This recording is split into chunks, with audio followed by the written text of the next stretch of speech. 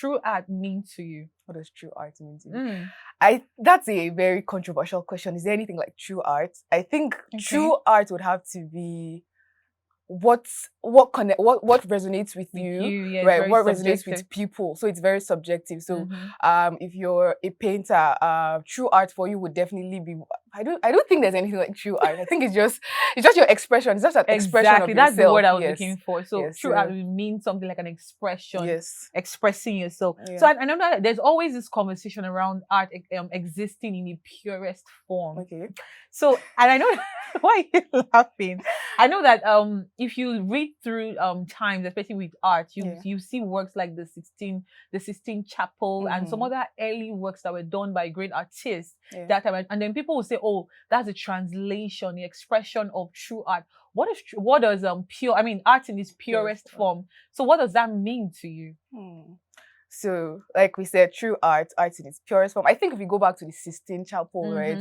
I think that was like the Renaissance period. So what it was I think being able to do art that was very realistic, right? So people see it and it resonates with them, it connects with them because they're like seeing themselves in the art. So I think if it's realistic enough, I don't know that. I think if it's realistic enough, then I think maybe it's the closest to purest form of art, right? I think people say music is the purest form of art because everyone connects to music, everyone relates to music. But I don't know that we can say there's a specific type of art that is the purest form. But the Sistine Chapel is definitely a great place to start because of how realistic the perspective put into it and all of that, right? So I think that's a good reference for what we can say is one type of pure form of art. Okay, so you're an artist, a writer. Can you then say that your works translate to who you are as a person? So yes. When I'm writing, sometimes I'm thinking, okay, if I describe this character this way, or if I put this character out as this person, would people automatically link it back to who I am, right? But I think there's a very thin margin between separating the art from the artist, right? Yeah. So as a writer, as a painter, you see the world as a certain way, so you definitely would put it out there as a certain how you see it. So you might not be exactly you. It might just be your views, your opinions. It might just be your things that pique your interest, definitely. So it's still, you can't necessarily separate the art from the artist. I can also give an example of a very popular Chimamanda. So exactly. She's a feminist. I think at the core of her values is feminism, right? And through her writing, you can almost always pick up things about her childhood, what has led to her beliefs. It might not be directly, but it's always connected back to her person. So I think you can hardly separate the art from the artist. Nice. Now let's talk about if everyone understands art, because I always wonder if I see an artwork and I'm like, okay, and I'm looking, to me, it doesn't mean anything. But someone else can just come and tell me like, oh, this speaks to my soul. So do you think everyone understands art? That's I think maybe not every art, right? But some too. I know there's this painting I saw in a movie and it was just a triangle, right? Just a triangle against a white background. And this lady looked at it and she was just there for hours looking at it. Now you'd wonder why. It's a movie now. They made this. No, but that's how people do when they go to art galleries. Okay. You can just see this shape or this figure is abstract, right? And you're just staring at it and you're translating it in different ways.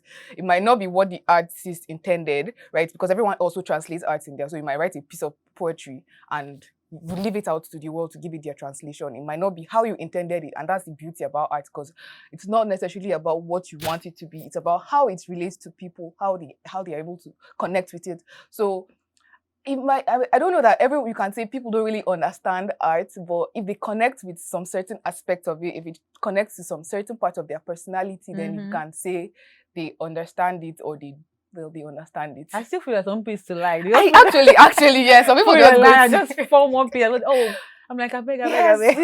I saw myself as a daffodil in the garden. What can you say is the relationship between God and art? It's heavy, Abby. It's heavy.